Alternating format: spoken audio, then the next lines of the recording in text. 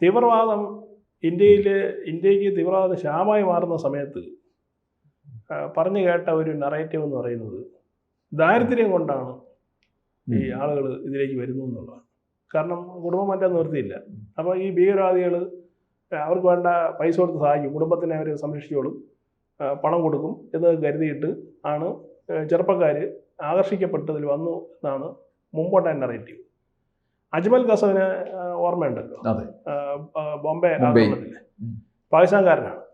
അവൻ ഭയങ്കര ദാരിദ്ര്യം അനുഭവിച്ചവനാണ്, വിദ്യാഭ്യാസം ഇല്ലാത്തവനാണ്.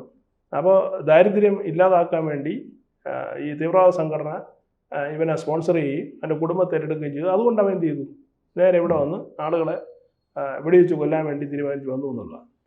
അജ്മൽ കസവിൽ നിന്നും ഉമർ നബിയിലേക്ക് വരുമ്പോൾ ഉള്ള വ്യത്യാസം എന്ന് പറയുന്നത് വിദ്യാഭ്യാസം ഇല്ലായ്മയിൽ നിന്നും അങ്ങ് പറഞ്ഞതുപോലെ ഉന്നത വിദ്യാഭ്യാസത്തിലേക്ക് മാറി.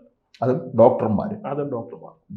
വെറും ഡോക്ടർമാരൊന്നുമല്ല, ഇതിൽ പലരും എൻ്റെ PG ചെയ്തവരാണ്, MD ചെയ്തവരുണ്ട്, MS ചെയ്തവരുണ്ട്, MBBS പിന്നെ പരീക്ഷയിൽ ഗോൾഡ് മെഡൽ വാങ്ങിയ ആളുകളുണ്ട്. ഇങ്ങനെ ഏറ്റവും ഉന്നതമായ രീതിയിൽ വിദ്യാഭ്യാസം നേടി വന്നവരാണ്.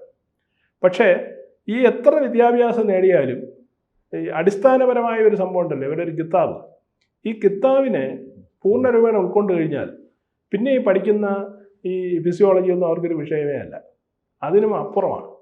പുതിയ കേൾക്കുന്നതെന്ന് പറയുന്നത് ഈ കഴിഞ്ഞ ദിവസം പുറത്തുവന്ന നബീരെ വീഡിയോയിൽ കൂടുതൽ വാർത്തകളും വിശേഷങ്ങളും നിങ്ങളിലേക്ക് എത്താൻ ABC മലയാളം സബ്സ്ക്രൈബ് ചെയ്യുക, ബെൽ ബട്ടണും അമർത്തുക.